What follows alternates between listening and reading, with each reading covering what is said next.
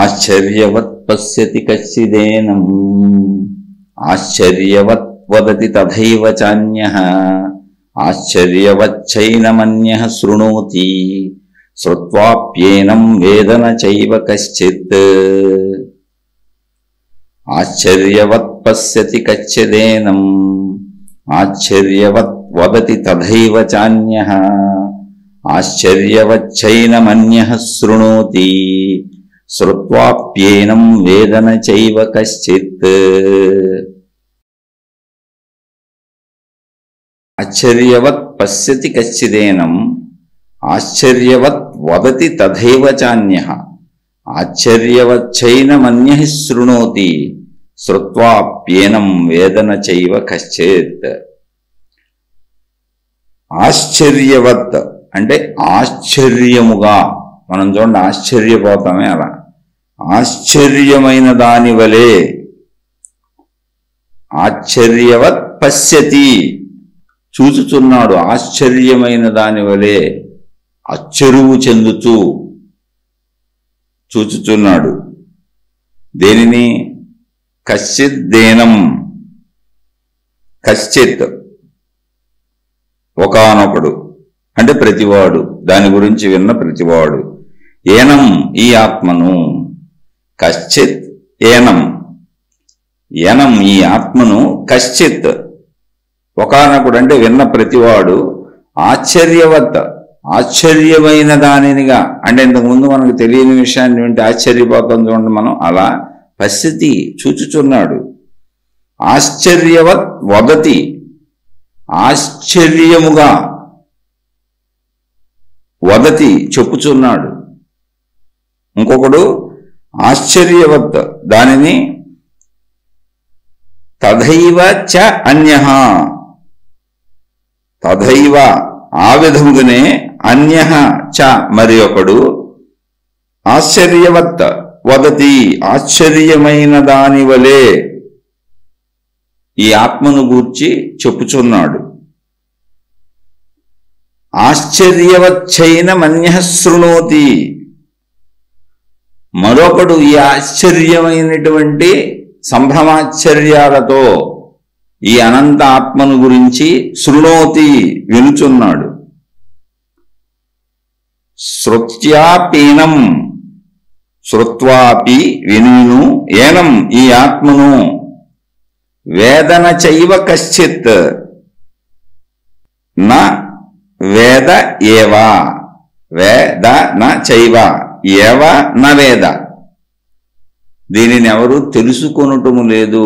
ఇంత విన్నా కూడా ఆశ్చర్యవంతముగా చూస్తూ, ఆశ్చర్యవంతముగా చెబుతూ, ఆశ్చర్యవంతముగా వింటూ, ఆత్మను గురించి ఎంత తెలుసుకుంటున్నా కూడా, ఎంతమంది ఎన్ని చెబుతున్నా కూడా, శ్రుత్వాప్యేనం అంటే ఏనం ఈ ఆత్మ గురించి, శృణోతి అంటే ఇంతకు ముందు వింటున్నాడన్నాం కదా, అంత విన్నా, శ్రుత్వాపి విని కూడా, ఆత్మజ్ఞానము అనంతాత్మతత్వం గురించి ఎంత చెబుతున్నా ఆశ్చర్యముగా అది విని చూసి తెలుసుకొని కూడా, వాడు చెబుతూ కూడా నోటితో చెబుతున్నాడు కానీ విని కూడా ఈ ఆత్మను గూర్చి ఎవరునూ నవేద తెలుసుకొనుట లేదు, ఎరుంగుట లేదు, అంటే అనుభవం అనర్చుకొనుట లేదు.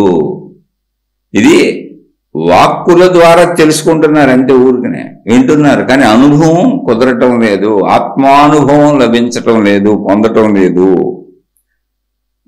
ఈ ఆత్మానుభవం ఎవరికి వస్తుంది అంటే, ఇక్కడ చెబుతున్నది ఏంటంటే కృష్ణ భగవానుడు ఆత్మను గురించి అందరూ మాట్లాడుతున్నారు, ఆత్మాత్మ అనే పదాలు వాడుతున్నారు, ఆధ్యాత్మిక విద్య అంటున్నారు, ఆత్మ జ్ఞానం అంటున్నారు, ఆత్మ అని చెప్పుకుంటున్నారు. ఇదంతా కూడా నోటితో మాట్లాడుకుంటున్నారు, ఊరికనే నోటితో మాట్లాడుకుంటుందని వింటున్నారు, చెప్పుకుంటున్నారు, అక్కడ కూర్చొని అన్ని వింటూ చూసుకుంటున్నారు. కానీ ఇది ఆచరణపూర్వకమైన అనుభవపూర్వకమైన విద్య. ఆ ఆత్మస్వరూపము నేనవ్వాలి, ఆత్మస్వరూపము నేను అవ్వాలి అంటే ఏంటి? ఎందుకు అవ్వలేకపోతున్నాను? నేను శరీరం అన్న భావనలో ఉన్నాను. ఎవరు ఆత్మస్వరూపమును గ్రహించగలరు అంటే కచ్చిద్ధీర, ధీరుడెవడో ఒక్కడు మాత్రమే ఆ ఆత్మస్వరూపమును అనుభూతి చెందగలడు. నేను అనంత ఆత్మను అని ధైర్యముగా చెప్పగలడు, అనుభవం పొంది చెప్పగలడు. ఇక్కడ అనుభవం ముఖ్యం. మరి ఆత్మ అని మాట్లాడుతున్నాం, ఆత్మజ్ఞానం వింటున్నాం, ఆత్మజ్ఞాన గ్రంథాలు చదువుకుంటున్నాం. మరి మనం ఎందుకు ఆత్మానుభూతిని పొందలేకపోతున్నాము? అది అసలు ఇక్కడ తెలుసుకోవాల్సిన విషయం. అందుకే కృష్ణ భగవానులు అంటున్నారు, వింటమైతే అందరూ వింటున్నారయా, ఆశ్చర్యంగా వింటున్నారు అందరూ. పరిస్థితి చూస్తున్నారు కొందరు, చెబుతున్నారు కొందరు, వింటున్నారు కొందరు. ఇవన్నీ సంభాషణలు జరుగుతూనే ఉన్నాయి. ప్రజల మధ్యలో ఎప్పుడు బోధింపబడుతూనే ఉంది. వింటానే ఉన్నారు. రకరకాల గ్రంథాలు ఉన్నాయి, అనేక మంది చెబుతున్నారు. ఎంతమంది విన్నా దాని గురించి ఎవరు తెలుసుకోవట్లేదు. ఓన్లీ అది మాటల రూపంలో సాగుతుందంతే. అది అనుభవ రూపంలో ఎవరికి తెలియటం లేదు, ఎవరు పొందటం లేదు, దాన్ని తెలుసుకోవటం లేదు. కారణం ఏంటి? ముందు అది కారణాన్ని పట్టుకోవాలి మనం. కారణాన్ని పట్టుకుంటే నేను దేహమును అన్న భావనలో మనం 100కి 100 పాళ్ళు మునిగిపోయి ఉన్నాం. ఈ శరీరము నేను అనేటువంటి భావనలో, ఈ శరీరమునకు సంబంధించినటువంటి ఇంద్రియ సుఖములకు, ఈ శరీర అవసరములకు మనం 100కి 100 పాళ్ళు ప్రయత్నించుకుంటూ అందులోనే మునిగిపోయి ఉన్నాం. నేను ఆత్మస్వరూపుణ్ణని నాకు తెలిసే అవకాశం లేదు, విన్నా నేను తెలుసుకునే ప్రయత్నము చేయట్లేదు. ఒకవేళ కాదు, అలా ప్రయత్నించి నేను తెలుసుకోవాలి అంటే ముందు నా దేహ సంబంధితమైనటువంటి వాసనలను తొలగించుకోవాలి. దేహ భావన ఎందుకు పెరుగుతుంది? ఇప్పుడు చిన్నతనంలో పసిబిడ్డగా ఉన్నప్పుడు లేనటువంటి దేహభావన ఇప్పుడు ఎందుకు వచ్చింది? పసిబిడ్డగా ఉన్నప్పుడు ప్రయత్నం ఏముంది? పసిబిడ్డగా ఉన్నప్పుడు దుఃఖమేం లేదే. పసిబిడ్డగా ఉన్నప్పుడు ఆకలికి బిడ్డ ఏడవటం అనేది ఏడుపు కాదు, స్పందన. భావము లేదు, భాష లేదు. తన స్పందనను తెలియజేయటానికి ఆ బిడ్డకు ప్రకృతి సమకూర్చినటువంటి ఒక శబ్దము ఆ దుఃఖము. ఆకలి వేసింది అని తల్లి గ్రహించడానికి ఒక స్పందన, అక్కడేదో చీమ కుట్టింది అని ఒక స్పందన తెలియచేయటానికి బిడ్డ ఏడవటం జరిగింది. విడిగా చూడండి, బిడ్డలు కాళ్ళు చేతులు కొట్టుకుంటూ చక్కగా ఆనందంగా హాయిగా ఉంటారు. ఇంత పాలిచ్చేస్తే వాళ్ళకి ఏ ప్రాబ్లం లేకపోతే ఇంకేమీ లేదు, అలా నిర్మలంగా ఉండిపోతారు. అందుకే చూడండి, చిన్నతనంలో ప్రతి పసిబిడ్డ అందంగానే ఉంటారు. ఎవరినైనా చూడండి మీరు, ప్రతి మనిషి అందంగా ఉండే వయసు ఏంటి అంటే పసితనం.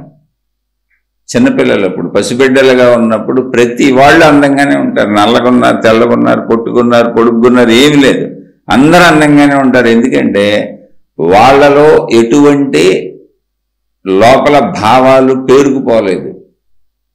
అంటే కుళ్ళు, కుతంత్రాలు, ఈర్ష్యలు, అసూయలు, ద్వేషాలు, కోరికలు, దాచేసుకునేవి, దోచేసుకునేవి, బయటికి చెప్పనివి, రహస్యాలు ఏమి లేవు. Face is the index of mind అంటారు.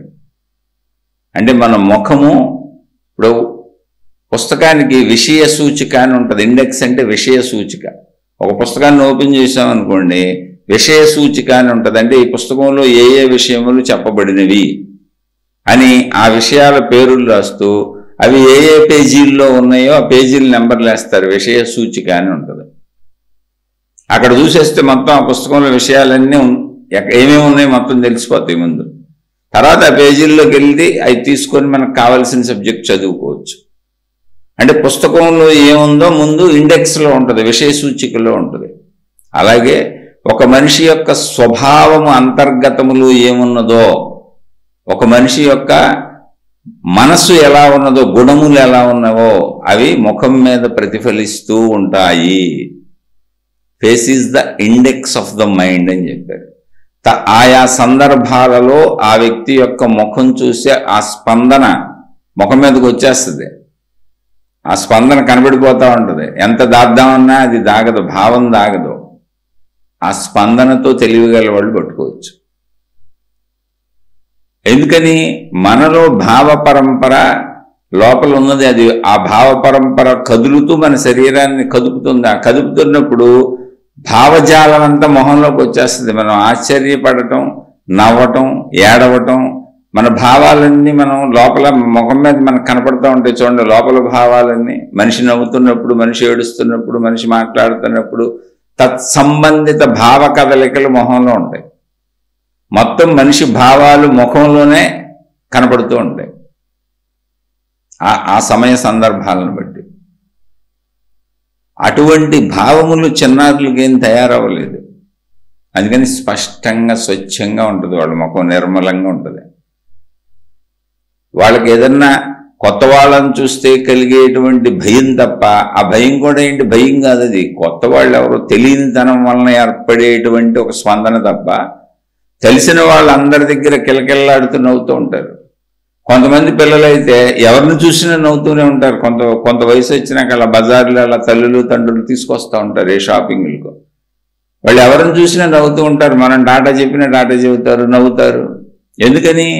ఇంకా ఆ బిడ్డల హృదయంలో లోకము యొక్క పోకడలు చేరలేదు, మానవుడి యొక్క సమస్త గుణాలు చేరలేదు, లోపల కోరికలు పెరగలేదు, దుర్బుద్ధి ఇటువంటి ఆలోచనలు పెరగలేదు, దేహభ్రాంతి పెరగలేదు. మనం పెరుగుతూ ఏం చేసామంటే వయసులో పెరుగుతూ దేహభ్రాంతిని పెంచుకుంటూ వచ్చాం. దేహభ్రాంతిని ఎలా పెంచుకుంటూ వచ్చాం? నేను ఈ శరీరమును, తప్పేం లేదు, శరీరం అనుకోవటం అస్సలు తప్పు కాదు. కానీ దాన్ని ఎలా పెంచుకున్నాం?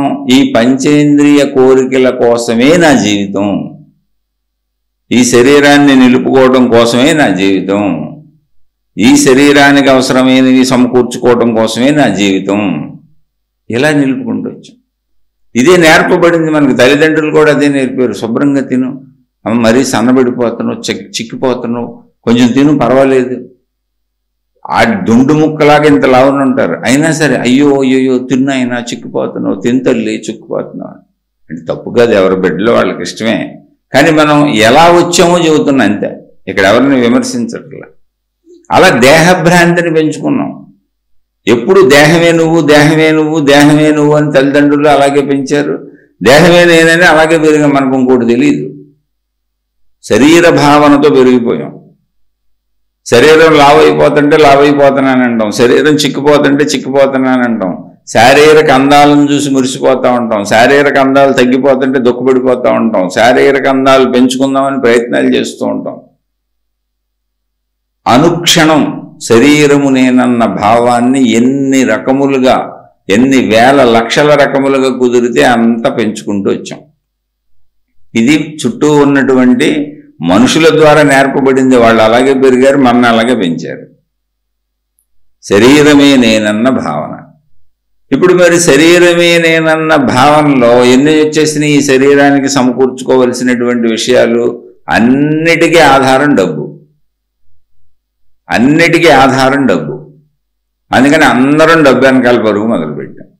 ఎందుకంటే డబ్బు అనేది మొత్తం మనకు కావలసిన అవసరాలు అన్నిటినీ తీర్చే సంపద. ఇది ఉంటేనే అన్నీ తీరుతాయి. కాబట్టి అన్నిటికీ మూలం డబ్బుగా పెట్టుకున్నాం. ధనం మూలం ఇదం జగత్.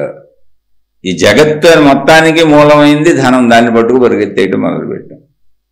ఇక ఆ పరుగులో ధర్మం పోయింది, అధర్మం వచ్చింది, అన్యాయం వచ్చింది, అక్రమం వచ్చింది, ఈర్ష్యులు, అసూయులు, ద్వేషాలకి ఎన్నైనా పుట్టుకొచ్చినాయి.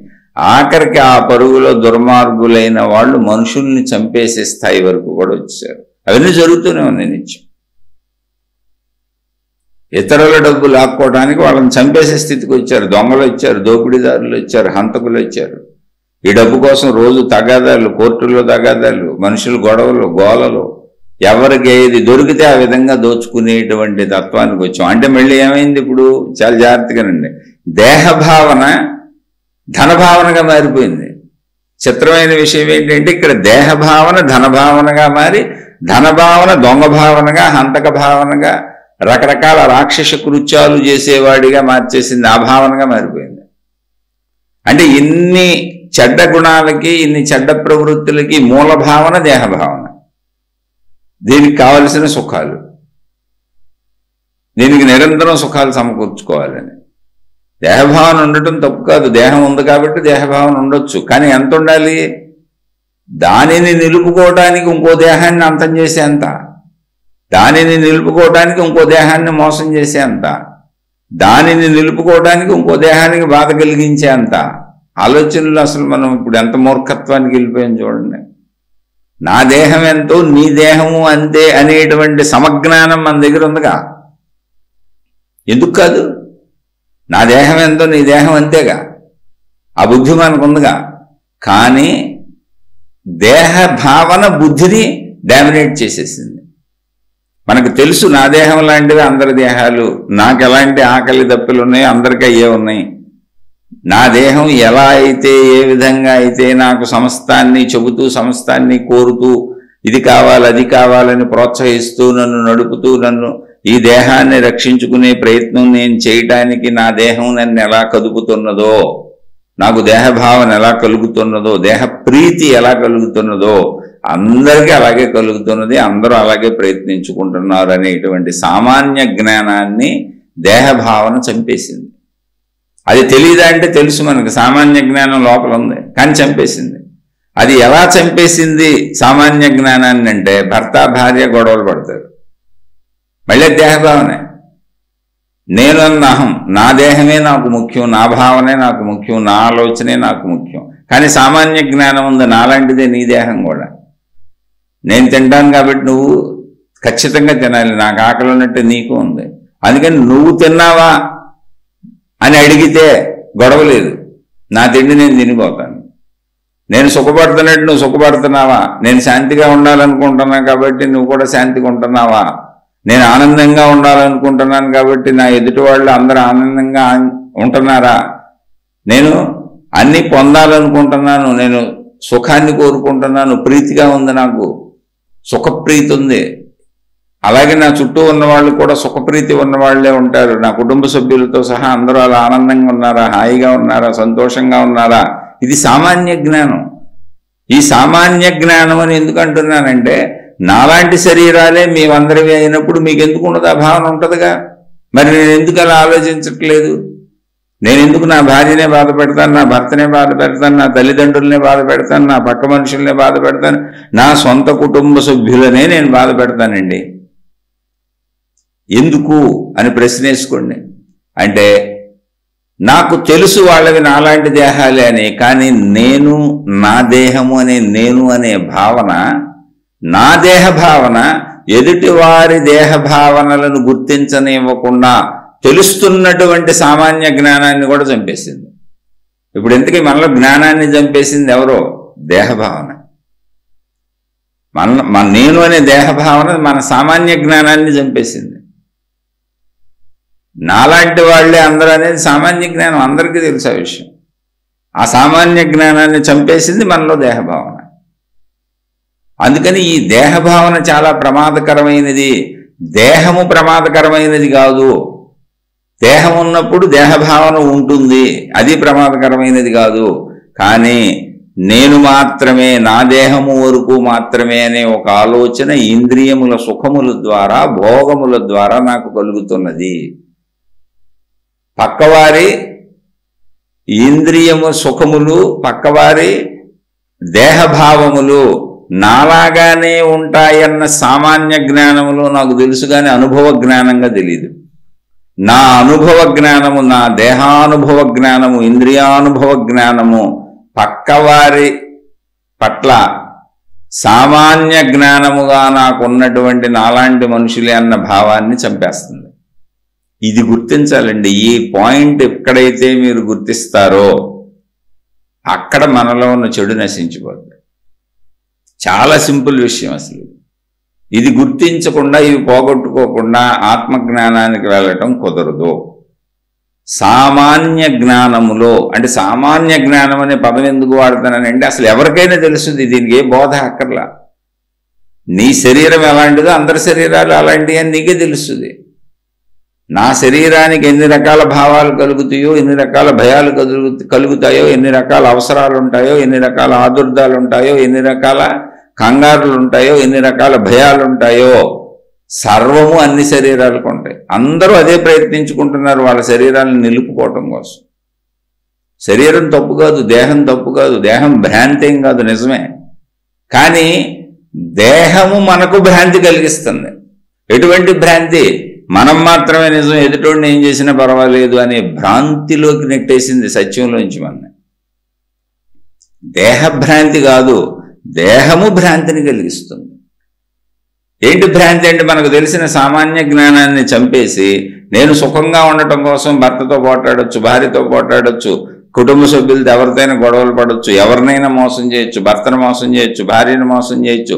తన శారీరక సుఖం కోసం భార్యాభర్తలు ఇరువురు ఒకళ్ళనొకళ్ళు మోసం చేసుకునేవాళ్ళు కోటాను కోట్ల మంది ఉన్నారు ఈ ప్రపంచంలో. ధనం కోసం సొంత భర్తల్ని భార్యల్ని మోసం చేసేవాళ్ళు బోల్డు మంది ఉన్నారు. సొంత తల్లిదండ్రులను మోసం చేసే పిల్లలు ఉన్నారు, పిల్లలను మోసం చేసే తల్లిదండ్రులు ఉన్నారు. అన్ని సంబంధ బాంధవ్యములలోనూ తమ సుఖముల కోసం తమ సొంత వారిని మోసం చేసేటువంటి మానవులు ఉన్నారు, మనుషులు ఉన్నారు. దీనికి కారణం ఏంటో తెలుసా? తెలుసు మా నాన్నని, తెలుసు మా అబ్బాయి అని, తెలుసు మా అమ్మని, తెలుసు నా కూతురని, తెలుసు నా కొడుకని, తెలుసు నా భార్యని, తెలుసు నా భర్తని. కానీ తెలిసినటువంటి ఆ సామాన్య జ్ఞానాన్ని తెలుస్తూ వాళ్ళ మీద నాకున్నటువంటి సహజమైన ప్రేమని, నా సొంత దేహ భావన చంపేస్తున్నది. నేను అని నా దేహభావన వచ్చేటప్పటికి వాళ్ళ పట్ల ఉన్న ప్రేమను చంపేస్తుంది, వాళ్ళ పట్ల ఉన్నటువంటి సహజ జ్ఞానాన్ని చంపేస్తుంది.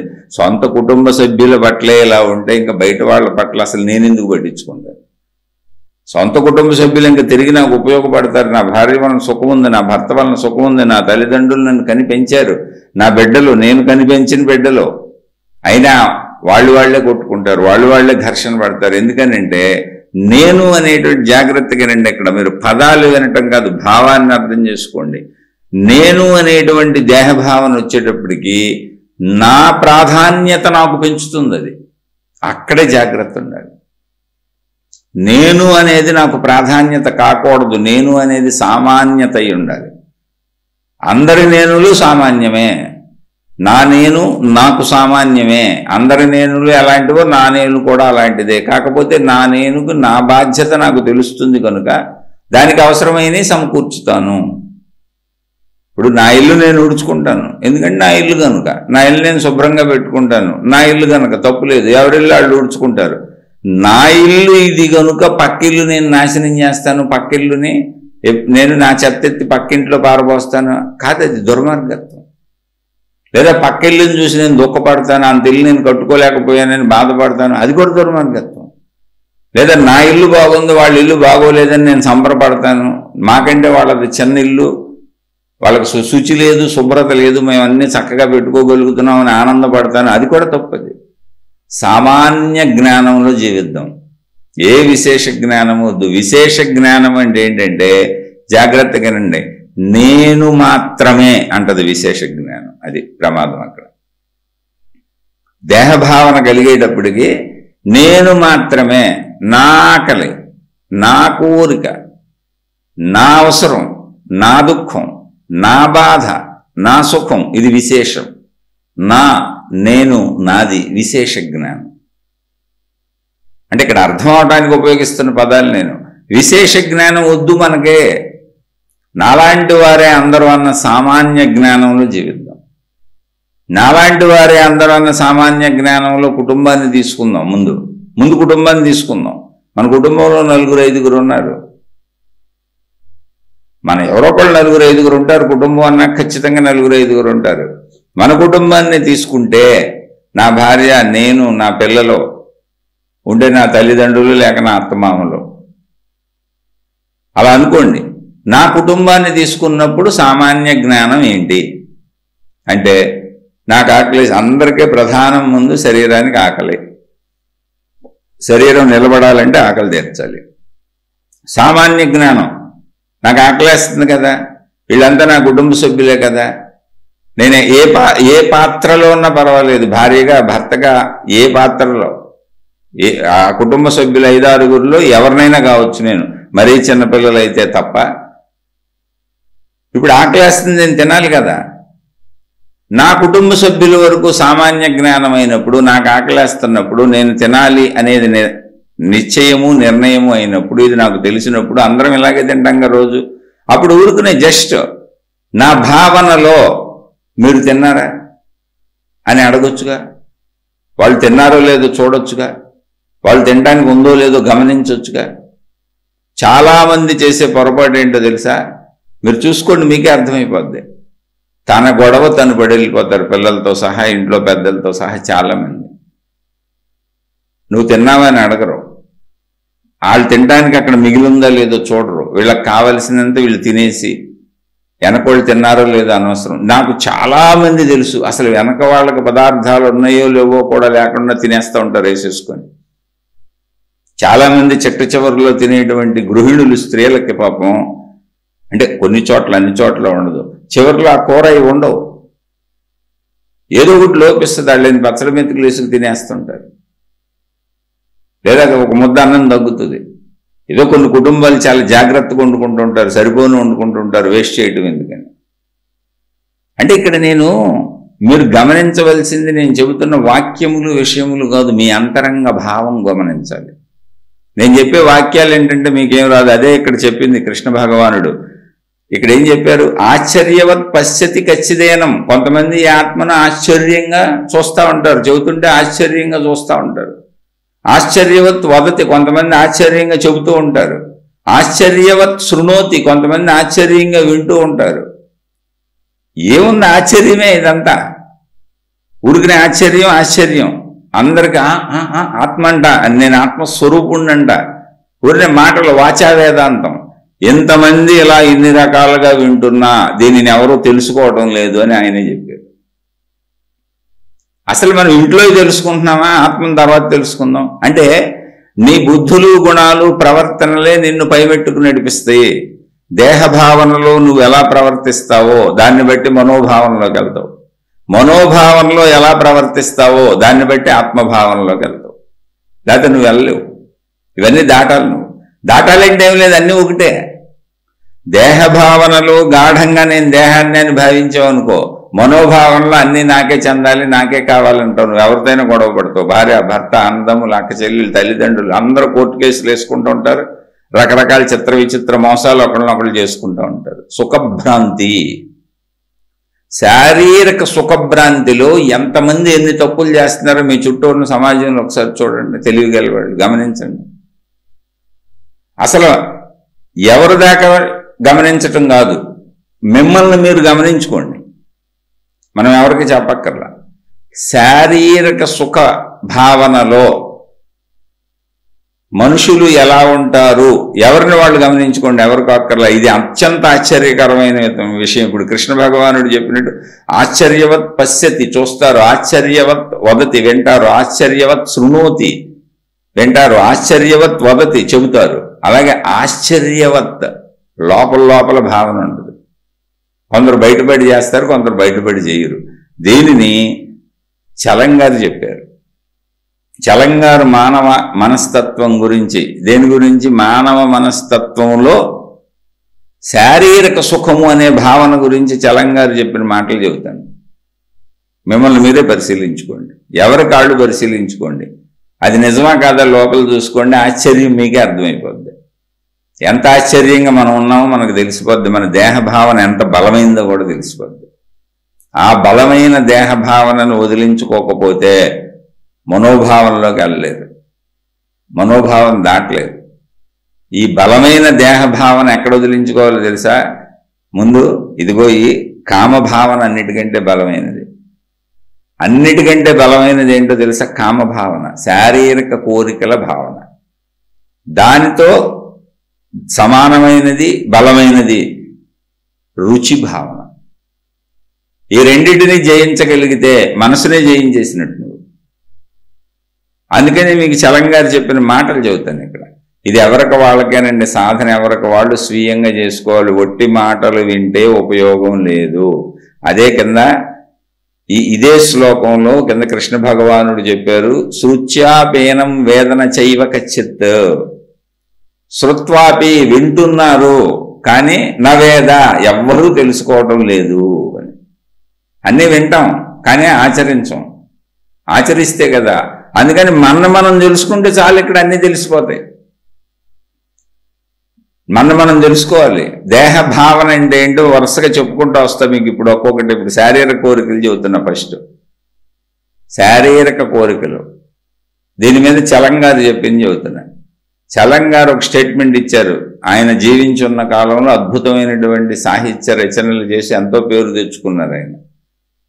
చలంగారు అంటే బయట కొంచెం పుస్తకాలు చదివే వాళ్ళకి ఆయన పేరు తెలియని వాళ్ళు ఉండరు. చాలా కొంచెం వెనకటి కాలం. ఆయన ఒక స్టేట్మెంట్ ఇచ్చారు. ఆయన పుస్తకాలు రాస్తూ అందులో ఒక స్టేట్మెంట్ ఇచ్చారు ఒక చోట. ఏంటి అంటే, ఈ భూమి మీద పుట్టినటువంటి స్త్రీ పురుషులందరూ, ఈ భూమి మీద ఉండేటువంటి స్త్రీ పురుషులందరూ ఎవరైనా సరే అందరూ వ్యభిచారులే. కాకపోతే కొంతమంది శారీరక వ్యభిచారులు అయ్యుంటే కొంతమంది మానసిక వ్యభిచారులు అయి ఉంటారు అన్నారు ఆయన. మళ్ళీ జాగ్రత్తగానండి. స్త్రీ పురుషులందరూ యవనం వచ్చి స్త్రీ పురుషులందరూ వివాహాలు చేసుకొని శారీరక కోరికలు తీర్చుకుంటూ బతికే స్త్రీ పురుషులందరూ కూడా వ్యభిచారులే. అయితే కొంతమంది డైరెక్ట్గా శారీరక పరమైన వ్యభిచారంతో దొరికిపోతూ ఉంటారు, చేస్తూ ఉంటారు. డైరెక్ట్గా కొంతమంది అసలు ఆథరైజ్డ్గానే 2-3 పెళ్ళాలను పెట్టుకొని ప్రపంచంలో తిరుగుతూ ఉంటారు, 4-5 ఇళ్ళు పెట్టుకు తిరుగుతూ ఉంటారు. కొంతమంది అనేక రకాలైన వేశ్య వృత్తులని వాళ్ళ ఇష్టం వచ్చినట్టు తిరుగుతూ ఉంటారు. కొంతమంది చాటుగా దొంగచాటుగా చేస్తూ ఉంటారు వ్యభిచారులలో. కొంతమంది మానసిక వ్యభిచారం చేస్తూ ఉంటారు అన్నారు. అంటే మానసిక ఊహల్లో వ్యభిచారం చేస్తూ ఉంటారు. వాళ్ళకి ధైర్యం లేదు, బయటికి చేసే అంత ధైర్యం లేదు, బయట శారీరక పరంగా చేసే ధైర్యం లేదు, మానసిక వ్యభిచారం చేస్తూ ఉంటారు అన్నారు. అంటే ఇది ఎందుకు చెబుతున్నానంటే, శరీరాన్ని దాటినాక మనసును కూడా దాటాలి. మానసిక వ్యభిచారం కూడా అంటే మానసిక భావనలను కూడా దాటితే తప్ప ఆత్మభావనలోకి వెళ్ళటం కుదరదు. అందుకని ఈ విషయాన్ని చెబుతున్నాను. రెండు ఉన్నాయి, శరీరం దాటాలి, మనసు దాటాలి. కాబట్టి ఈ భావనలు మీరు మీకే పరిశీలించుకోండి. ఎవరో పక్కోళ్ళని చూడబాకండి. ఆధ్యాత్మికత అంటే ఎవరినాళ్ళు చూసుకోవటం, ఎవరినాళ్ళు గమనించుకోవటం. నిన్ను నువ్వు పరిశీలించుకో, నిన్ను నువ్వు గమనించుకో, నిన్ను నువ్వు విశ్లేషించుకో, నీలో చెడును నువ్వు గుర్తుపట్టు, నీలో చెడును నువ్వే తొలగించుకోవాలి. అదే తపస్సు, అదే సాధన, అదే ఆధ్యాత్మికత నీకు నేర్పేటువంటి విద్య. ఇదే ఆత్మ విద్య, ఇదే ఆధ్యాత్మిక విద్య. విద్య నేర్పబడుతుంది, సాధన నువ్వే చేయాలి, తపస్సు నువ్వే చేసుకోవాలి, అది ఎవరికాళ్ళు చేసుకోవాలి. ఇప్పుడు కామ కోరికలు చెప్పాను, శారీరక కోరికలు చెప్పాను. తిండి విషయానికి వద్దు, అన్నీ ఉన్నాయి మనకి. తిండి విషయానికి వస్తే చూడండి, శరీరము రుచికి బానిస అయిపోయి ఉంటుంది. ఎంత బానిస అయిపోయి ఉంటుందంటే, నువ్వు అది తినద్దు, నీకు దాని వలన ఇబ్బంది వస్తుంది, ప్రాబ్లం వస్తుంది, నీకు సరిపడదు అన్నా కూడా అదే తినాలనిపిస్తుంది. రుచికి అంత బానిస అయిపోయి ఉంటాం. టీలు నేను మానలేనంటారు, కాఫీలు నేను మానలేనంటారు, సిగరెట్లు నేను మానలేనంటారు, తాగుడు నేను మానలేనంటారు. ఒరే చచ్చిపోతావురా, లివర్ చెడిపోద్దురా, ఆల్రెడీ మందు మీద రాసి అమ్ముతారు, మందు తాగితే పోతావు నువ్వు అని. ఆల్రెడీ సిగరెట్ ప్యాకెట్ల మీద రాసి ఉంటుంది, సిగరెట్ తాగితే క్యాన్సర్ వస్తుంది అని. అయినా అంతే. ఇక రకరకాల రుచులకు బానిసలైపోయి వాళ్ళ శరీర ఆరోగ్యాలు వాళ్లే నాశనం చేసుకుంటూ ఉంటారు. ఎవరు వాళ్ళు? మనమే. చూడండి ఎంత చిత్రం అండి, ఇదేం చిత్రం అండి. అసలు మనకు మనం హాని చేసుకోవటం ఏంటండి, తినేసి తాగేసి. అదేంటి తినకూడదు నేను తినటం ఏంటి?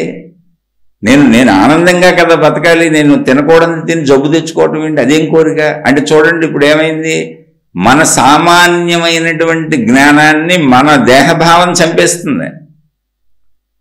మన జ్ఞానాన్నే మన దేహభావం చంపేస్తుంది, మన బుద్ధిని చంపేస్తుంది. తినకూడదు తినేసేమంటుంది. తినేసే పర్వాలేదు, మనకు రుచి ప్రాధాన్యం ఇక్కడ. ఎన్నాళ్ళు బతుకుతాం, ఏదో బతుకు, ఈ జబ్బులు గిబ్బులు రోగాలు రొస్టులు అలాగే ఏడుస్తే తినేసే, ఏదో వస్తుందిలే సావనే, కాసేపు దగ్గుతాం, కాసేపు ముక్కుతాం, కాసేపు మూలుగుతాం, తినేద్దాం అంటుంది. ఎంత ఆశ్చర్యం అండి ఇది. షుగర్ ఉందని నువ్వు స్వీట్లు తినకూడదంటే, స్వీట్లు అంటే ఇష్టం వాళ్ళకి. షుగర్ అని కాదు, బీపీ అని కాదు. బీపీ ఉంటే ఉప్పు తినకూడదు, కారాలు తినకూడదు, స్వీట్లు తినకూడదు, అన్నీ తినకూడదు. వాళ్ళకి తెలియదు పాపం ఆ విషయం, చాలా మందికి తెలియదు. జబ్బులన్నీ వచ్చేది మన తిండి వల్లనేనండి. తిండిని సరిపెట్టుకొని జాగ్రత్తగా తింటే, అంటే తిండి అంటే ఏంటి, మందులాగా ఇవ్వాలి. తిండి ఔషధం, శరీరం బ్రతకటానికి ఆహారం ఔషధం. మనం ఏంటంటే ఇష్టం వచ్చినట్టు ఆహారం తినేసి జబ్బులు తెచ్చుకొని అప్పుడు ఔషధాలకి డాక్టర్ దగ్గరికి వెళ్తున్నాం, మందులకి. ఇది ఇంకో చిత్రం. బ్రతకటానికి ఆహారం ఔషధం అండి. కానీ మనం ఇష్టారాజ్యంగా తినేసి, మనకు నచ్చినవి తినేసి, మీరు చూడండి, మీరు ఎవరిని ఇతరులని ఊహించబాకండి, మీ లోపలికి వెళ్ళండి. నాకు ఇది సరిపడదు, నాకు ఇది వద్దు, నేను ఇంత తినకూడదు అనుకున్నది మీరు తింటున్నారో లేదో గమనించుకోండి. అప్పుడు మీ అదుపులో మీరు లేరు. అదుపు లేకపోయినా పర్వాలేదు, మీకు నష్టం కలిగే పని మీరే చేసుకుంటున్నారు కదా. అది దేహభ్రాంతి, అది దేహ భావన. మన దేహ భావన మన్నే ముంచేస్తుంది, మన్నే నాశనం చేసేస్తుంది. ఇప్పుడు ఇక్కడ ఈ భావనే దాటలేకపోతే మనసులోకి వెళ్ళి దాన్ని ఎక్కడ దాటుతాం? మనసులో ఇంతకంటే బలంగా ఉంటుంది. దేహంలో ఏది ఉందో అదే మనసులో ఉంటుంది, కానీ దేహంలో కంటే మనసులో ఇంకా బలంగా ఉంటుంది. ఎందుకనంటే అది తిరిగి దేహాన్ని ప్రేరేపిస్తూ ఉంటుంది.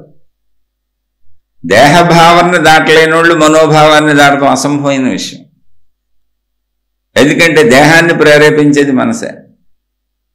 నీ దేహానికి ఏది సరిపడుతుందో అదే తిని ఉండగలవా? నాకు సరిపడదన్నా నువ్వు తింటున్నావా లేదా? నా కడుపు నిండిపోయిందన్నా ఇంకో ముద్ద ఎక్కువ తింటున్నావా లేదా చూసుకో. ఎప్పుడైనా సరే నువ్వు ఇక చాలు అని 4-5 ముద్దలు తగ్గించి తిని, చాలు శరీరానికి ఎంతకంటే ఎందుకు అనవసరంగా లావు పెరిగిపోతున్నాను, బరువు పెరిగిపోతున్నాను, వేస్ట్గా తింటున్నాను అని నీకు అనిపించిందా లేదా? అయినా నువ్వు తింటున్నావా లేదా? మిగిలిపోయింది లేదో 2 ముద్దలు తినేద్దాం, ఎందుకు పారేయటం అనుకొని తింటున్నావా లేదా? పారేయటం ఎందుకమ్మా, పారేయటం ఎందుకు నాన్న? తండ్రి, పక్కన బోళ్ళు మంది అసలు తిండి దొరకని వాళ్ళు ఉన్నారు, వాళ్ళకి పెట్టు.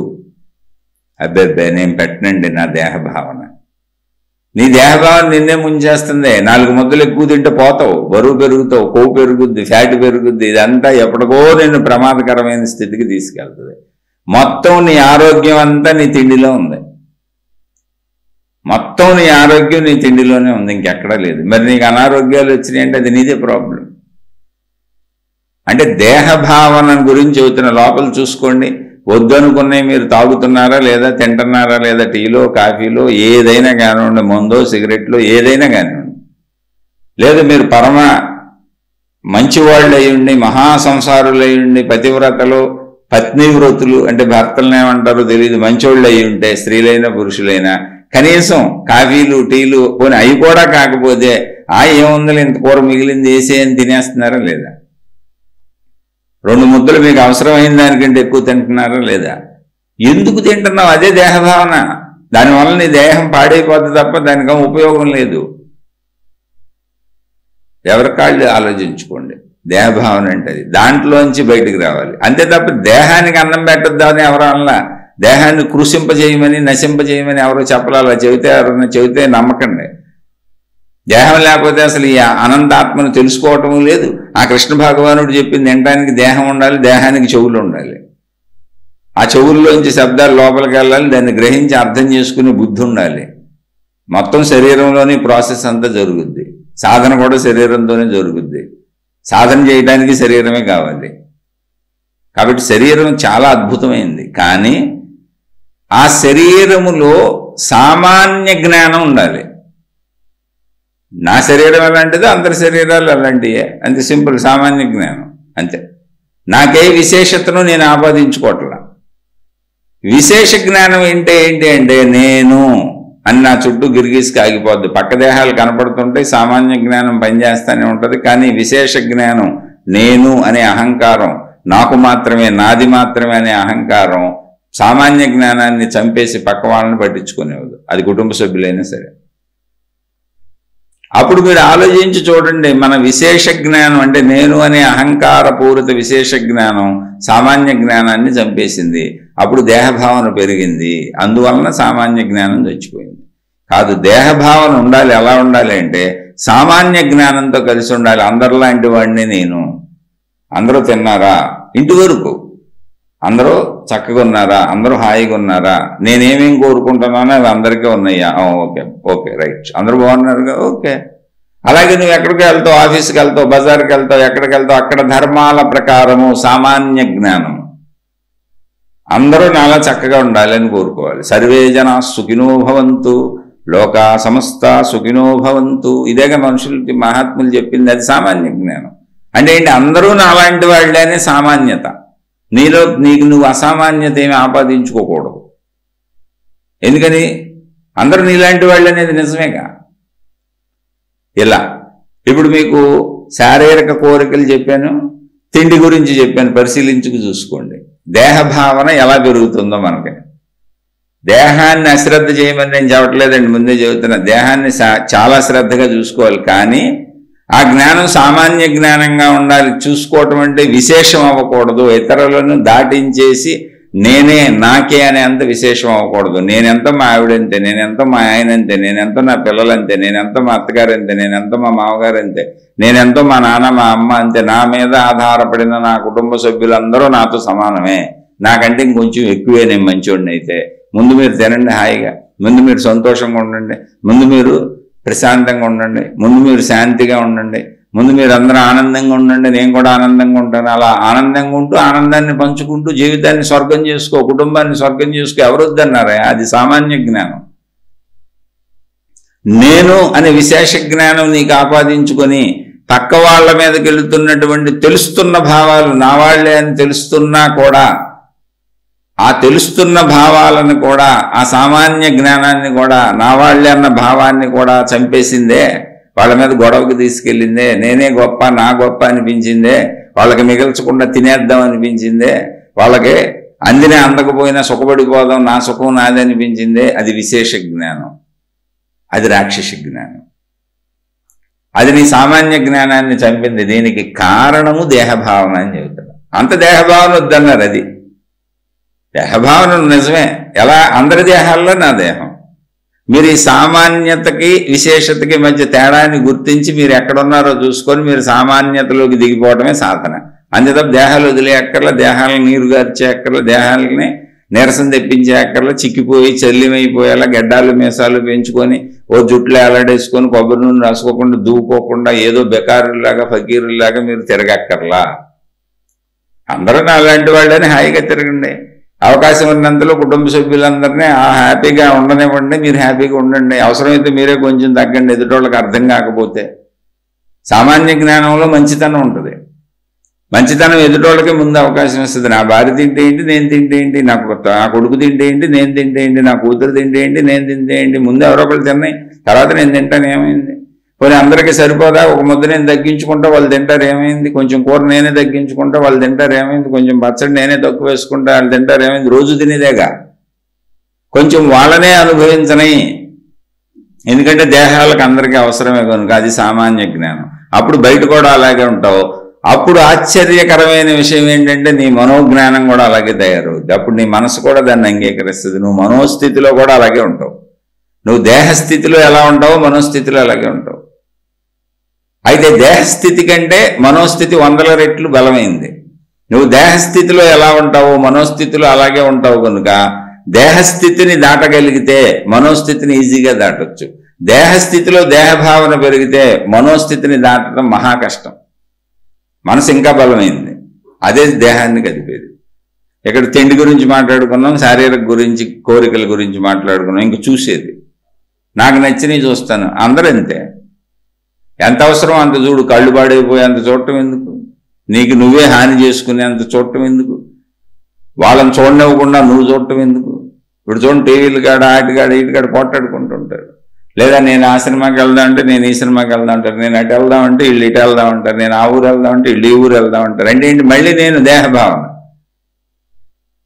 చూసే చోటైనా అంతే, వినే చోటైనా అంతే, ఎక్కడైనా అంతే. దేహభావన సామాన్య జ్ఞానంలో ఉన్నప్పుడు నువ్వు మంచివాడిగా మంచిదానిగా ఉంటావు. అందరూ నాలాంటి వాళ్లే. నీ కుటుంబంలో ప్రాధాన్యత ముందు వాళ్ళకే ఇస్తావు, కుటుంబ సభ్యులందరికీ. తర్వాత నువ్వు తింటావు. నువ్వేం తినకుండా ఉండవు, వాళ్ళని కూడా దృష్టిలో పెట్టుకు తింటావు. నువ్వు ముందు తిన్నావా, వెనక తిన్నావా, ఆఖరికి తిన్నావా కాదు. అందరికీ అన్నీ సరిపెట్టేలా ఉంటావు. అందరికీ అన్నీ సరిపోయినాయా లేదో చూసేలా ఉంటావు. అదేదైనా కావచ్చు, శాంతి కావచ్చు, తిండి కావచ్చు, సుఖం కావచ్చు, భోగం కావచ్చు, ఏదైనా కావచ్చు. ఇది సామాన్య జ్ఞానం ఇంట్లో. అలా బయటకు వెళ్ళినప్పుడు ఇంట్లో ఎప్పుడైతే ఇలా ఉన్నావో బయట అక్కడ సమయ సందర్భాలను బట్టి, అక్కడ ఉన్న మనుషులను బట్టి అక్కడ కూడా అలాగే ప్రవర్తిస్తావు. ఇది సామాన్య జ్ఞానం. విశేష జ్ఞానం అంటే అహం పెరుగుతుంది. అహం, నేను, అహంకారము. ఇక నువ్వు పక్కన ఎవరిని బతకనేవు, నీకే ఇంపార్టెన్స్ కావాలి. ఇది రాక్షసం. ఇక్కడ చెడు అనే దాంతో మొదలై రాక్షసత్వం వరకు వెళ్తుంది. ఎవరికాళ్ళు లోపల ఆలోచించుకోండి. అన్నీ నాకే ఎక్కువ కావాలి, డబ్బు నాకే ఎక్కువ కావాలి, సుఖాలు నాకే ఎక్కువ కావాలి, తిండి నాకే ఎక్కువ కావాలి, భోగాలు నాకే ఎక్కువ కావాలి, నాకే నాకే నాకే నాకే నాకే నేనే. అది పోగొట్టుకుంటే దేహభావంలోంచి మనోభావంలోకి వెళ్తాం. మనోభావంలోకి వెళ్ళినాక ఏమైంది? దేహభావన అనుభవపూర్వకమైనది, క్రియాత్మకమైనది శరీరం. అది నిద్రలో కూడా ఆగిపోద్ది. మామూలు రోజుల్లో నిద్రలో ఆగిపోద్ది శరీరం, కానీ నిద్రలో కూడా కదులుతూ ఉంటుంది మనసు. స్వప్నలోకంలో అనుభవింపజేస్తుంది. అందుకే మనసు ఇంకా బలమైందని చెప్పాను. నిద్రపోతుంది. స్వప్నాలన్నీ అవే. అంటే ఏంటి? నువ్వు పడుకుంటే పడుకో, నేను పడుకోను అని దేహాన్ని పడుకోనిచ్చి అది మళ్ళీ దేహంతో ఏమేం చేస్తుందో అవన్నీ చేసుకుంటూ తిరుగుతూ ఉంటుంది.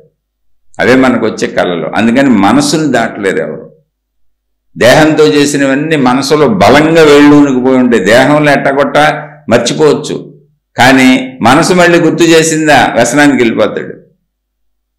స్వప్నలోకంలో జరుగుతూనే ఉంటుంది. దేహమా నువ్వు ఆగితే ఆగేవు, నేను ఆగను అని చెప్పి మనం పడుకోవడానికి వెళ్ళినా దేహం పడుకున్నా కళల్లో తిప్పేస్తుంది, కళల్లో అనుభవించేస్తుంది, కళల్లో భోగించేస్తుంది, కళల్లో దుఃఖపడుతుంది, కళల్లో సుఖపడుతుంది. అన్ని ప్రయత్నాలు మెలకువలు ఎలా చేస్తామో కళ్ళ అలా చేసుకొని తిరుగుతూనే ఉంటుంది. అందుకే గాఢ నిద్రకి ముందు, అంటే పడుకోగానే నిద్రలోకి వెళ్లే ముందు, మెలకువకు ముందు, అంటే ఉదయం మెలకు వచ్చే ముందు 2 సార్లు కళ్ళు వస్తాయి మనకి. అంటే ముందు మనం శరీరాన్ని పడుకోబెట్టినా మనసు తిరుగుతూనే ఉంది. అంటే ఇప్పుడు మీరు శరీరాన్ని దాటినా మనసును దాటాలంటే ఇంకెక్కువ టైం పడుతుంది, ఇంకెక్కువ బలం కావాలి, మనోసాధన ఇంకెక్కువ కావాలి. ఎందుకని? దేహం పడుకున్న మనసు ఆగట్లేదే. దేహం పడుకున్న మనసు ఆగట్లే. మనసు ముద్రించేసుకుంది, వీటన్నిటిని లోపల ప్రింట్ చేసేసుకుంది. నువ్వు పడుకుంటే పడుకో, నేను తిరుగుతానంటుంది. అదే స్వప్నలోకం. దాన్ని ఏం పట్టించుకోబోకండి. మళ్ళీ స్వప్నాల మీద పుస్తకాలు రాసేవాళ్ళు మొదలైపోయారు, స్వప్నాల మీద కళల ఫలితాలు చెప్పేవాళ్ళు మొదలైపోయారు. ఇవన్నీ నమ్మకండి, ఉత్తి భ్రాంతులు. మిమ్మల్ని బురుడి కొట్టిస్తున్నారు. ఏమీ లేదు, అది శరీర తీరు అంతే. స్వప్నాలు ఎలా వచ్చినాయి ఏంటి, వీటికి ఫలితాలు ఏంటి, ఎందుకు ఇలా జరుగుతున్నాయని బుర్రలు పాటు చేసుకోకండి. అది మనసు లక్షణం, అలా కదులుతూనే ఉంటుంది. కదిలి కదిలి కదిలి శరీరం కదలటం లేదని ఆగి ఎప్పుడో గాఢ నిద్రలోకి పోతాం. ఆ మనసు వెళ్ళి ప్రాణశక్తిలో విలీనం అయిపోతుంది. అప్పుడు గాఢ నిద్రలోకి పోతాం. మళ్ళీ మెలకువ అంటే ఏంటంటే, నేను ఇంకా ఇక్కడ ఈ ప్రాణశక్తిలో విలీనమై ఇలా ఉండి సాగలేనని చెప్పి మనసు మళ్ళీ బయటకు వచ్చేస్తుంది. మనసు నిలబడదు, మళ్ళీ బయటకు వచ్చేస్తుంది. వచ్చేసి మెలకు వచ్చేస్తుంది. అందుకే మన శరీరం కంటే ముందు మనకు లోపల మెలకు వస్తుంది. శరీరం కదలదు, కానీ లోపల మెలకు వచ్చేస్తుంది. మళ్ళీ కళలు సాగుతాయి, మళ్ళీ ఆలోచనలు సాగుతాయి. ఇవన్నీ సాగుతున్నాక కాసేపటికి ఎప్పుడుకో తర్వాత లెగుస్తాం. మనం దేహాన్ని లేపుతాం. అంటే దేహం కంటే మనసు బలమైంది అంటానికి ఇది చెప్పాను.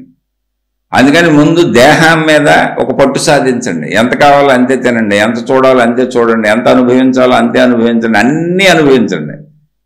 చక్కగా భార్యాభర్తల వివాహం చేసుకుని శారీరక సుఖములతో సహా పంచేంద్రియముల శరీరములు నీకేవి ఇవ్వబడినవో ఆ భోగములన్నీ అనుభవించండి. అనుభవించడానికి ఇవ్వబడింది భోగ శరీరం. ఇది శరీరమే భోగ శరీరం, కర్మ శరీరం. నువ్వు ఇప్పుడు కాదంటే ఇంకా నువ్వు తర్వాత వృద్ధాప్యం వచ్చినాక అనుభవించడానికి కూడా నీకేం ఉండదు. ఎందుకంటే అదే ఆపేస్తుంది. శరీరంలో ఒక అద్భుతమైనటువంటి గుణం ఉంది. ఏంటో తెలుసా? బాల్యంలో నువ్వు అనుభవించలేవు, కుదరదు. ఎందుకో తెలుసా? ఇంద్రియములు ఇంకా ముదరలేదు. చాలా చిత్రమైంది శరీరం. అది అవకాశం ఇచ్చినప్పుడు అనుభవించంతే. అది అవకాశం ఇచ్చినప్పుడు భోగించు, భోగాలన్నీ అనుభవించు. బాల్యంలో నీకు అన్ని అనుభవాలు కుదరవు. అలా పెరుగుతూ వస్తావు. పెరుగుతూ వచ్చినాక టీనేజ్ నుంచి నీకు శారీరక కోరికలకు సంబంధించిన ఆలోచనలు వస్తాయి. అప్పుడు ఆ కొత్త హార్మోన్లు ఉత్పత్తి అవుతాయి. అది శరీర నిర్మాణం.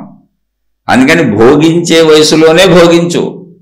తర్వాత నువ్వు అనుభవిద్దామన్నా ఏం చేద్దామన్నా వృద్ధాప్యంలో అది ఆపేస్తుంది, అదే ఆపేస్తుంది. నువ్వేం చేయక్కర్లా. అందుకని ధర్మభోగము, సామాన్య భోగము, సామాన్య జ్ఞానంలో అందరూ నాలాంటి వాళ్లే అన్నటువంటి భావనలో ఎవరిని ఇబ్బంది పెట్టకుండా, ఎవరిని బాధ పెట్టకుండా, ఎవరిది లాక్కోకుండా, ఎవరికి అడ్డం వెళ్ళకుండా నువ్వు చక్కగా సుఖంగా నీ ఇంటిని స్వర్గంగా ఉంచుకో. ఎందుకని? చిన్నతనంలో అనుభవించలేవన్నీ. ఒక వయసు వస్తే కానీ అన్ని భోగాలు, యవ్వనం వస్తే తప్ప సంపూర్ణంగా అన్ని భోగాలు అనుభవించడానికి కుదరదు. బాల్యం నుంచి యవ్వనం వరకు మొత్తం భోగాలు అనుభవించడం కుదరదు, కొన్నే కుదురుతుంది. యవ్వనం వచ్చినాక మన మీద మనకి సంపూర్ణ ప్రజ్ఞ మన తలలో పెరుగుతుంది, మన శరీరంలో సంపూర్ణమైనటువంటి అన్ని పెరిగిపోతాయి, ఇంద్రియాలు మొత్తం అన్ని. అప్పుడు సంపూర్ణ భోగములు అనుభవించడానికి యవ్వనం దశ ఉంటుంది కొంతకాలం. ఆ యవ్వన దశలో మొత్తం కుటుంబ సుఖాన్ని చూడు. పిల్లల్ని కనటమే కాదు, పిల్లల్ని పెంచుకోవటం, వాళ్ళని పెద్ద చేయటం, మమకారాలు, అనుబంధాలు, ప్రేమలు అన్ని యవ్వన దశలో అద్భుతంగా ఉంటాయి. ఆ అద్భుతాలు ఆస్వాదించమని శరీరం పెట్టింది. కానీ ధర్మముగా, సహజ సామాన్యముగా, విశేష జ్ఞానం పెంచుకోకు నేను అని అందరూ నాలాంటి వాళ్ళు. మొత్తం సృష్టిలో ఉన్న జంతువులు కూడా నాలాగానే దేహభావాన్ని అనుభవిస్తున్నాయి. ఇందులో ఏ గొప్పతనం లేదు. నువ్వు కూడా అలా అనుభవించు. అలా అనుభవిస్తే వృద్ధాప్యం వచ్చేటప్పటికి అదే ఆపేస్తుంది. అది ఆపేసినప్పుడు ఆగిపో. కానీ ఇక్కడే చెప్పాను, మీరు ఎప్పుడైతే సామాన్య జ్ఞానంలో వీటిని అనుభవించలేదో వృద్ధాప్యం వచ్చేటప్పటికే మనసు ఆగదో శరీరం ఆగిపోద్ది. ఎలా అయితే మనం పడుకున్నప్పుడు శరీరం నిద్రపోయింది కానీ మనసు ఆగకుండా కలలు కంటుందో, మళ్ళీ మెలకు వచ్చే ముందు మనసు కలలుగంటూ ఎలా శరీరానికి మెలకు తెప్పిస్తుందో, అలాగే వృద్ధాప్యం వచ్చి శరీరం ఆగిపోయినా మనసు ప్రోత్సహించి తోస్తూ ఉంటుంది. అడుదిరుగు, ఇడుదిరుగు, అది వాగు, ఇది వాగు, అది చూడు, ఇది చూడు, ఇది అనుభవించు, అది అనుభవించు, అది తిను, ఇది తిను, రోగాలు తెచ్చుకో, తినకూడనవన్నీ తిను, చేయకూడనవన్నీ చెయ్యి. ఎందుకంటే ఇవన్నీ యవ్వనంలో చేసాం, ఇప్పుడు వృద్ధాప్యం వచ్చింది, సరిపడదో, అయినా సరే తిను అంటది. ఎందుకంటే దేహ భావన విశేషంగా పెరిగింది. అప్పుడు నీకు నువ్వే హాని చేసుకుంటావు. సామాన్య జ్ఞానంలో సాగితే అందరూ నాలాంటి వాళ్లే అని దేహభావన ఎంత అవసరం అంతే పెట్టుకొని ప్రత్యేకతలేమి ఆపాదించుకోకుండా సాగితే వృద్ధాప్యంలో అది ఆపేసినప్పుడు నువ్వే ఆగిపోతావు. చాలా అన్నీ అనుభవించాను, ఇప్పుడు నాకు సరిపడవు, సరిపడేవే తింటాను, సరిపడేవే చూస్తాను, నాకెందుకు ఈ గోళ అని హాయిగా కూర్చుంటావు. అప్పుడు నువ్వు మనోజయం కూడా ఉంటుంది. ఇప్పుడు వృద్ధాప్యంలో దుఃఖపడేవాళ్ళు ఎవరో తెలుసా? మనసును జయించలేని వాళ్ళు. మనసు పరుగులు పెడుతుంది. మనసు ఎవరికి పరుగులు పెడుతుంది అంటే విశేష జ్ఞానంలో జీవించిన వాళ్ళు దేహభావాన్ని ఎక్కువ పెంచుకోవడం వలన మనోభావం కూడా ఎక్కువ పెరిగిపోతుంది. అందుకని ఎవరికాళ్ళు చూసుకోండి. మనకున్నాయి 5 రకాలే. ఒకటి తిండి, పైనుంచి వద్దాం పోని. కళ్ళు ఫస్ట్ చూసేది, ఏమేమి చూస్తున్నారో చూడండి. కూడనవన్నీ చూస్తున్నారా, వినకూడనవన్నీ వింటున్నారా? వద్దు. మనకు ఎంత అవసరమో అంతే చూడండి, ఎంత అవసరమో అంతే వినండి, ఎంత అవసరమో అంతే మాట్లాడండి, ఎంత అవసరమో అంతే తినండి. ఆరోగ్యానికి సరిపోయేలా తినండి. మీ ఆరోగ్యం మీరే చేతులారా పాడు చేసుకోకండి. అలాగే శారీరక కోరికలు, చక్కగా మీ భార్యతో మీ భర్తతో శారీరక కోరికలు తీర్చుకోండి, తప్పేం లేదు. ఇక మిగిలిన చేయబాకండి. సర్దుకోవటం నేర్చుకోండి. అన్ని చోట్ల పంచేంద్రియములు అన్ని చోట్ల సర్దుకోవటం నేర్చుకోండి. సామాన్య జ్ఞానంలో అందరూ నాలాంటి వాళ్లే, నేను అందరిలాంటి వాడినే, అందరూ నాలాంటి వాళ్లే, నేను అందరిలాంటి దాన్ని అని జీవించిన వాళ్ళు అన్నీ సర్దుకోగలుగుతారు, తప్పులు చేయరు. ఎందుకని వాళ్ళకి తెలుసు, నా భర్తతోనే సుఖపడాలి, నా భార్యతోనే సుఖపడాలి, నాకున్న దాంట్లోనే చక్కగా ఆనందంగా బతకాలి. అసలు పరుల వెంక చూడరాదు, పరుల వంకే చూడకూడదు. ఎందుకంటే ఎవరి స్థితిలో వాళ్ళు సంపాదించుకుంటారు, తెచ్చుకుంటారు, బతుకుతారు. నాకెందుకు? వాళ్ళందరూ బాగుండాలి నాలాగానే. సర్వేజన సుఖినోభవంతు లోకా సమస్త సుఖినోభవంతు. ఎందుకంటే నా దేహభావన అలాగా, అందరి దేహభావన అలాగే. సామాన్య జ్ఞానం. ఈ సామాన్య జ్ఞానులు దేన్నైనా సర్దుకుంటారు. విశేష జ్ఞానం అంటే చెప్పాను, జ్ఞానం విశేషమని కాదు అక్కడ నేను చెప్పింది. దేహభావన విశేషమైనప్పుడు పోలికగా చెప్పాను. విశేష జ్ఞానం రాక్షస జ్ఞానం దేహభావనలో.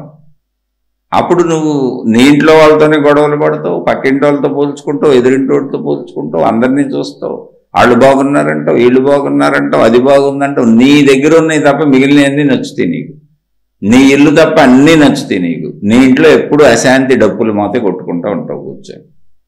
అందుకని ఎంతమంది ఆత్మజ్ఞానాన్ని వింటున్నా ఎవరు దాన్ని తెలుసుకోలేకపోతున్నారు అని కృష్ణ భగవానుడు చెప్పడానికి కారణం ఏంటంటే మనం దేహభావాన్ని దాటలేకపోతున్నాం. వింటాం, ఆత్మజ్ఞానం ఎవరు చెప్పినా వింటాం, కానీ దేహభావాన్ని దాటలేంగా. నా కోరికలు, నా గొడవ, నా ఇంద్రియాలేగా. కాబట్టి ఆత్మని పొందలేము. ఈ దేహభావం దాటినాక మనోభావం దాటాలి. చెప్పాక పడుకున్న కళల్లో తిరుగుతూనే ఉంటుంది.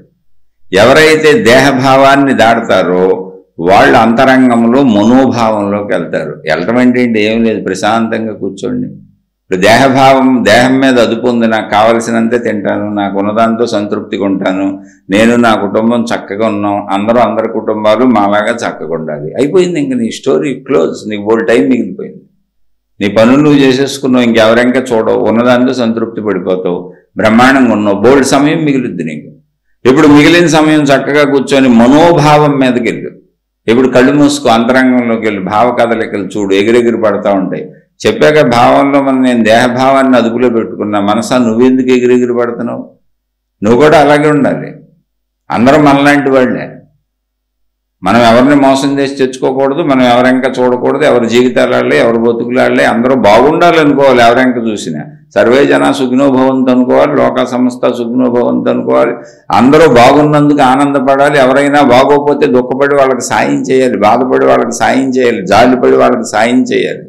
మనసా అలా ఉండాలి మనం అని. ఇప్పుడు నీ మనసు మీదకి వెళ్తావు, లోపల చూసుకుంటావు, మనసులో ఉన్న చెడు గుణాలు, ఎగిరెగిరి పడే తత్వాలు చూసుకుంటావు, దాన్ని చూస్తూ దాన్ని అదుపులో పెట్టుకుంటావు. ఎందుకంటే దేహం ఎప్పుడు అదుపులోకి వస్తుందో మనసు ఆటోమేటిక్గా, దేహమే మనసుకు ఉపకరణం కనుక, మనసు బలపడేది దేహము ద్వారా చేసేటువంటి క్రియల ద్వారా కనుక, నువ్వు ఎప్పుడైతే దేహాన్ని అదుపు చేస్తావో మనసు అదుపులోకి వచ్చేస్తుంది. మనసు అదుపులోకి ఎప్పుడైతే వచ్చిందో, ఇప్పుడు దేహం అదుపులోకి వచ్చి ఉన్నదాంతో సంతృప్తిగా ఉంటున్నాను అన్నప్పుడు నీకు చాలా సమయం మిగులుతుంది. ఆ సమయంలో నువ్వు సాధన చేస్తూ మనసులోకి వెళ్ళినప్పుడు, మనసు అదుపులోకి వస్తే మనోభావాలు, మనస్సుకు మూలమైనటువంటి ప్రాణశక్తి దర్శనం జరుగుతుంది. ఎందుకంటే మనసు అదుపులో ఉన్న మనసు నిరంతరం నేను తిప్పదు, ఎగిరెగిరి పడదు. అది అవసరాలకు విషయాలను చెప్పి నిశ్చలంగా ఉండడం అలవాటు చేసుకుంటుంది. అదే సాధన, అదే ధ్యానం, అదే తపస్సు. అందుకని లోపలికి వెళ్ళాలి.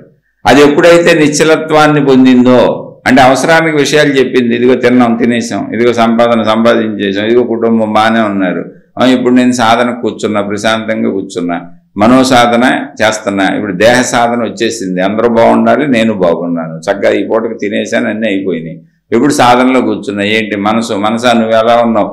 నేను కూడా నువ్వు చెప్పినట్టే ఉన్నా, దేహాన్ని ఎలా ఉంచావో అలాగే ఉన్నా నేను కూడా. కాబట్టి ఇప్పుడు నేను ఎగిరెగిరి పడేది ఏమీ లేదు. మనసా నువ్వు చెప్పేది ఏమన్నా ఉందా? కోరికలు ఏమన్నా చెబుతావా? దుర్బుద్ధులు ఏమన్నా చెబుతావా? చెడు ఆలోచనలు ఏమన్నా చెబుతావా? చెడ్డబోళ్ళు ఏమన్నా చెబుతావా? అంటే లేవు, నాలో ఏమీ లేవు. ఎందుకంటే నువ్వు శరీరాన్ని నా వైపు కదపలేదు కనుక నేను అటువంటి మనసే తయారు చేసుకున్నాను కనుక నాలో స్వచ్ఛమైన మనసు ఉంది. నీకు నేనేమి చెడు చెప్పను, నేను కూడా నిశ్చలంగా ఉన్నాను, నిర్మలంగా ఉన్నాను. కాబట్టి నేను ఆగిపోయిన మనసు ఏంటి? ప్రాణశక్తి. అదే ఆగిపోయిన మనసే ప్రాణశక్తి. మనసు వేరు, ప్రాణశక్తి వేరు కాదు. అది నీకు అప్పుడు తెలుస్తుంది. ఎప్పుడైతే మనోసాధనలో స్థిరత వచ్చి మనోభావాలు ఎగిరెగిరి పడక, అది నేను ఆగాను, నిశ్చలంగా ఉన్నాను, ప్రశాంతంగా ఉన్నానని దేహము మనసు రెండూ చెప్పినాయో, నీ లోపల నీకు ప్రాణశక్తి అనుభూతి కలుగుద్ది. అప్పుడు నీకు తెలుస్తుంది, నేను ప్రాణశక్తిని. ఎన్నాళ్ళు దేహం అనుకుంటున్నాను, మనసు అనుకుంటున్నాను, కాదు నేను ప్రాణశక్తిని అని. ప్రాణశక్తిని అని ఎప్పుడైతే అనుభూతి చెందుతావో, నేను శక్తిని అని ఎప్పుడు అనుభవం కలుగుతుందో ఎమ్మటే నీకు అర్థమవుతుంది, నేను పరిమితంగా లేను. ఎన్నాళ్ళు నేను దేహం అనుకోవటం వల్ల పరిమిత భావనలో ఉన్నాను, మనసు అనుకోవటం వల్ల నా కోరికలు, నా ఆలోచనలు, నా బుద్ధులు, నా గుణాలు, నా వాళ్ళు, నా సంపదలు మనసులో ఉండటం వలన ఇవన్నీ నావి, నేను నాది అనుకుంటూ పరిమిత భావనలో ఉన్నాను.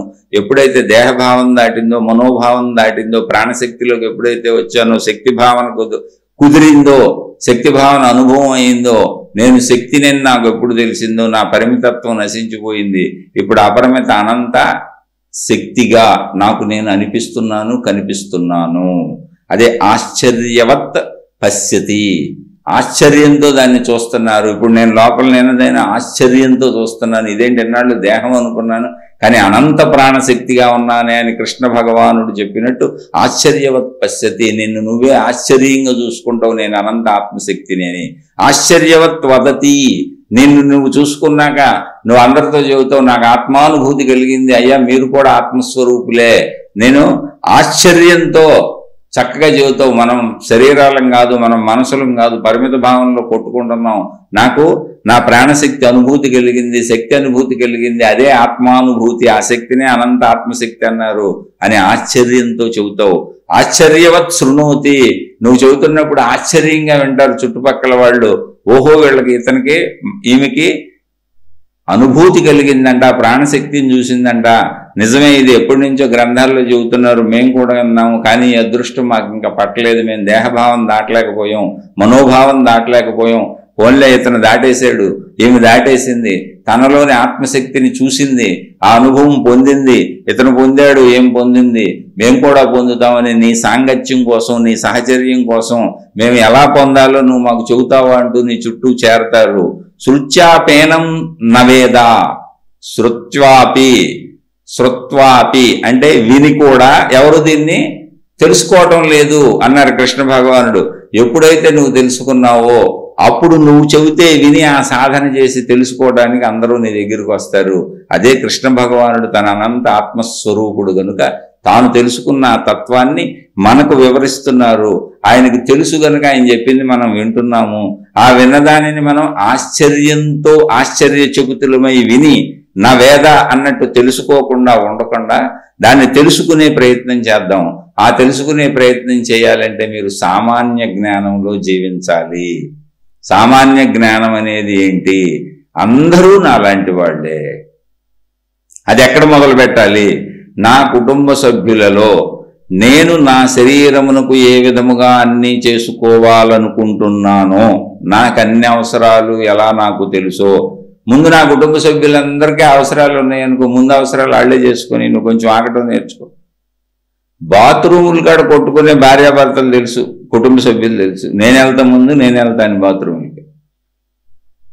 అంటే తప్పు రైట్ కాదు ఇక్కడ నేను అనేది. ఎదుట వాళ్ళకి అవకాశం ఇస్తాం ఎప్పుడైతే వచ్చిందో అది సామాన్య జ్ఞానం. ఎందుకని నాలాంటి దేహాలే వాళ్ళు అన్న అనుభవించినాక నేను అనుభవిస్తా, పోయిందే. నేనేం మానను, నేను అనుభవించటం మానను, భోగించటం మానను, పొందటం మానను, నా దేహాన్ని నేను పాడు చేసుకోను. కానీ వాళ్ళది లాక్కోను, వాళ్ళకి అడ్డం వెళ్ళను. వాళ్ళు తిన్నాక నేను తింటా, నా కుటుంబ సభ్యులు నా వాళ్లే కదా, ఏముంది ఇప్పుడు అందులో? అలాగే బయటికి వెళ్తే అందరూ నాలాంటి మనుషులే కదా, ఇప్పుడేముంది, కొంచెం నేనే పక్కకి తప్పుకుంటా. రోడ్డు మీదకి వెళ్తున్నాం, బళ్ళేసుకు వెళ్తున్నాం, నేనే పక్కకి వెళ్తా. వాడు పక్కకి వెళ్ళాలని పోరాటం నాకెందుకు, అంత అహంకారం నాకెందుకు? అలా విశేషంగా నా దేహభావాన్ని ఎక్కడా పెంచుకోను. అలా సామాన్య జ్ఞానంతో బతికి చూడండి. మీరు ఎక్కడెక్కడ విశేష జ్ఞానంతో బతుకుతున్నారో, పక్కింటి వాళ్ళతో పోట్లాడతాం, ఎదురింటి వాళ్ళతో పోట్లాడతాం, ఇవన్నీ అహంకారాలేగా. చూడండి ఒకసారి. పోన్లే ఒకవేళ వాళ్ళదే తప్పు, మనం దగ్గరిపోదాం, సామాన్య జ్ఞానంలో బతుకుదాం. విశేష జ్ఞానం అంటే అహంకారంతో బతకడం. ముందే చెప్పే దేహభావన పెరుగుతుంది.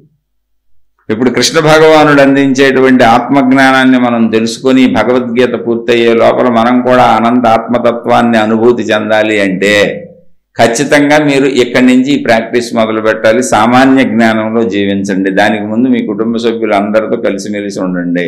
ఉండటం కుదరదు, అసంభవం, అది నిత్య రణరంగమే. కానీ ఉండగలిగితే మీరు అద్భుతం, మీరు సాధన చేస్తున్నట్టే. వాళ్ళు ఉండలేదని చెప్పకండి, ఎవరో ఉండరు. ఎందుకంటే తెలియదు ఎవరికాళ్ళకి విశేష జ్ఞానమే తెలుసు. నేను అని నా దేహభావాన్ని పెంచుకోవటమే తెలుసు. కాబట్టి నువ్వు ఉండు, నువ్వు ట్రై చేయి. నీ దేహభావాన్ని దాటావా మనోభావానికి వెళ్ళిపోతావు. ఎవరైతే దేహభావాన్ని దాటి సామాన్య జ్ఞానంలో బతికి మనోభావానికి వెళ్ళగలుగుతారో, మనస్సులోకి వెళ్ళగలుగుతారో, వాళ్ళ మనసు వాళ్ళ మాట వింటుంది, వాళ్ళ అదుపులో ఉంటుంది. ఎందుకంటే మనసుకి ఆయుధం దేహమే, మనసుకు బలాన్ని ఇచ్చేది దేహమే. దేహాన్ని ఎప్పుడైతే అదుపు చేసామో మనసు ఆటోమేటిక్గా అదుపైపోద్ది. అది అదుపులోకి వచ్చి మాట వింటుంది.